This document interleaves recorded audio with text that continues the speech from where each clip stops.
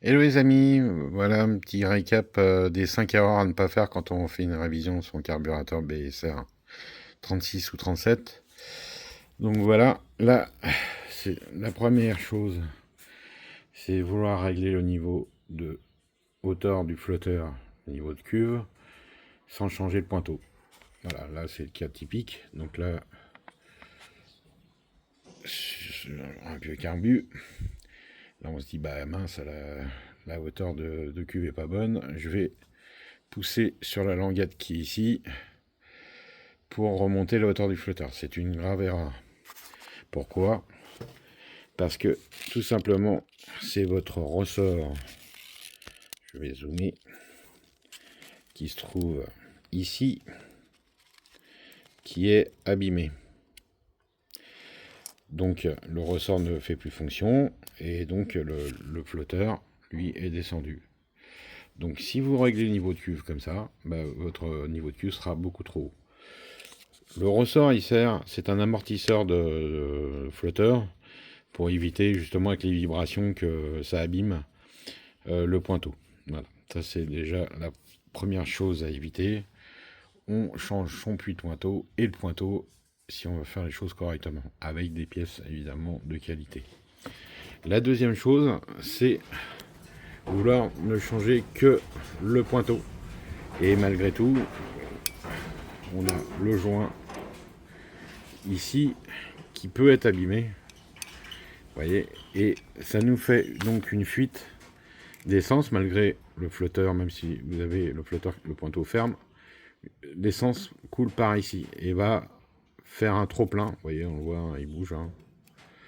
Va faire un trop plein dans la cuve malgré le flotteur et une cuve trop haute qui se remplit, c'est des fuites par le trop plein et surtout engorge les réglages, modifie tous les réglages.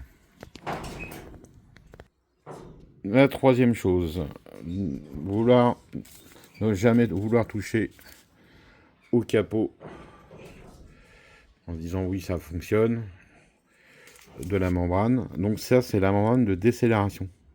C'est-à-dire que ça envoie de l'essence dans le moteur quand vous lâchez l'accélérateur pour éviter les à-coups et les pétarades.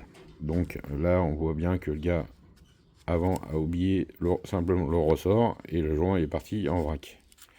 La deuxième chose, c'est que les capots ici, à cet endroit-là, ils ont toujours tendance à se déformer. Donc cette partie-là est toujours plus basse. Et si vous changez la membrane et que vous ne rectifiez pas le capot, vous risquez que ça ne fonctionne pas correctement. La cinquième chose, c'est en voulant enlever la vis de richesse, de ne pas enlever la rondelle qui se trouve ici. La rondelle et le joint. Si elle reste dans le puits et que vous remettez un joint et une rondelle, ça risque pas de fonctionner. Donc le sens de montage, hein, évidemment, c'est une rondelle, le ressort, une rondelle et le joint. Voilà. Et on serre la vis à fond modérément. Voilà.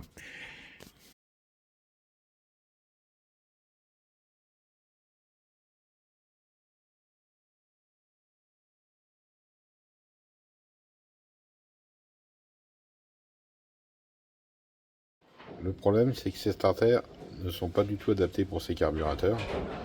C'est des starters de TM. Et si vous voulez, déjà normalement il doit y avoir une petite pointe dessus. Bon, ça fonctionne si la course est bonne. Mais là, si vous voulez, une fois que le starter est en appui, dans son logement, il est en appui sur le rebord. Et le starter ne ferme pas complètement. On le voit d'ailleurs parce qu'il ne porte pas partout. Donc dans ces cas-là, faites un petit dégagement ici, là, mais il faut vraiment qu'il y ait du jeu. Voilà, là le starter ferme, il n'y a pas de problème. On entend bien tomber sur son appui.